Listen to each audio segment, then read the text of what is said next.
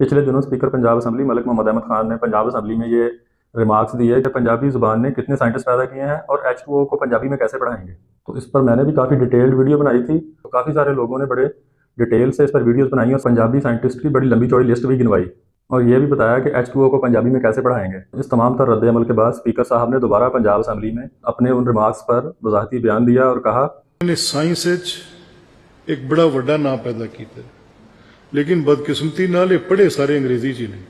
मेरा मुद्दा सिर्फ इन्ना है कि H2O पंजाबी च किंज पढ़ाओगे, मैनू कोई कायदा लिख के दसो कि आपने पंजाबी साइंटिस्ट की लिस्ट गिनवा दी है लेकिन उन्होंने इंग्लिश में तालीम हासिल की थी। और दूसरी बात यह है कि मैंने तो पूछा था कि H2O को पंजाबी में कैसे पढ़ाएंगे, वो मुझे बताएं। मतलब इतनी लंबी चौड़ी डिस्कशन के बाद भी मलिक साहब की सुई वहीं अटकी हुई है। मलिक साहब, पहली बात तो यह है कि पंजाबी साइंटिस्ट इंग्लिश में पढ़कर साइंटिस्ट बने हैं वो इसलिए कि पंजाबी पढ़ाई नहीं जा रही। और दूसरी बात यह है कि कोई भी लैंग्वेज जो होती है ना वो साइंटिस्ट पैदा नहीं करती, मखसूस धरतियाँ होती हैं जो साइंटिस्ट पैदा करती हैं और वो ज़ुबानें साइंटिस्ट पैदा करती हैं जो पढ़ाई जा रही हों और जिनमें रिसर्च हो रही हो। हमारे मुल्क में 1849 से लेकर अब तक वही सूरत हाल है कि जहाँ पंजाबी स्कूल्स में पढ़ाई नहीं जा रही। एक सब्जेक्ट आप पढ़ा ही नहीं रहे तो उसमें आप साइंटिस्ट की और रिसर्च की तवक्को कैसे कर सकते हैं। एक यूनिवर्सल रूल है ना, आप किसी भी काम के लिए पहले इनपुट देते हैं फिर आउटपुट की डिमांड करते हैं। आपने इनपुट क्या दी, अपनी इनपुट का हिसाब दें कि आपने पंजाबी पढ़ाई कितनी है। आपने पंजाबी को 10-20 साल पढ़ाई होती फिर आप डिमांड कर सकते थे कि बताएं पंजाबी ने साइंटिस्ट क्यों नहीं पैदा किए। पूरे पंजाब को छोड़ें, आप अपने ज़िले का बताएं, अपने डिस्ट्रिक्ट का बताएं कि उसमें कितने स्कूलों में पंजाबी पढ़ाई जा रही है, आपने इसके लिए क्या अमली इक़दाम किए। तो ये मलबा हम पे ना डालें, ये काम पॉलिसी मेकर्स का है। और दूसरी बात आपने H2O की थी कि H2O को पंजाबी में कैसे पढ़ाएंगे, तो इस पर मैंने काफ़ी डिटेल्ड वीडियो बनाई थी। दोबारा आपको एक्सप्लेन कर देता हूँ कि H2O को पंजाबी में वैसे ही पढ़ाएंगे जैसे H2O को उर्दू में पढ़ा रहे हैं। उर्दू में भी H2O को H2O ही कहते हैं। H2O एक केमिकल फार्मूला है, केमिकल इस्तिलाहें स्टैंडर्ड होती हैं, वो जिस जुबान में पढ़ाएं वो चेंज नहीं होती। H2O को पंजाबी में भी H2O ही कहेंगे, H2O को इंग्लिश में भी H2O ही कहेंगे, H2O को उर्दू में भी H2O कहेंगे।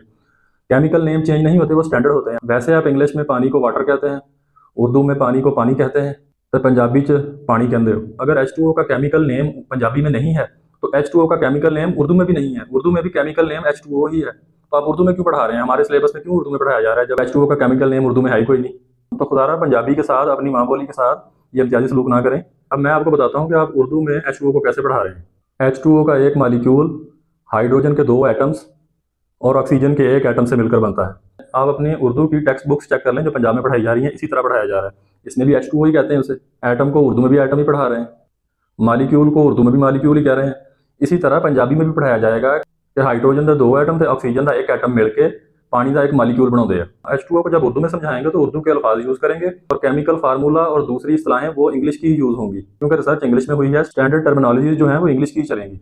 जिस तरह आप उर्दू में इंग्लिश की टर्मिनोलॉजी इस्तेमाल करके पढ़ा रहे हैं, उसी तरह पंजाबी में इंग्लिश की टर्मिनोलॉजी इस्तेमाल करके पढ़ाएंगे। खुदारा आपसे एक दफ़ा फिर ये रिक्वेस्ट है कि पंजाबी के साथ इस तरह इम्तियाजी सलूक ना करें।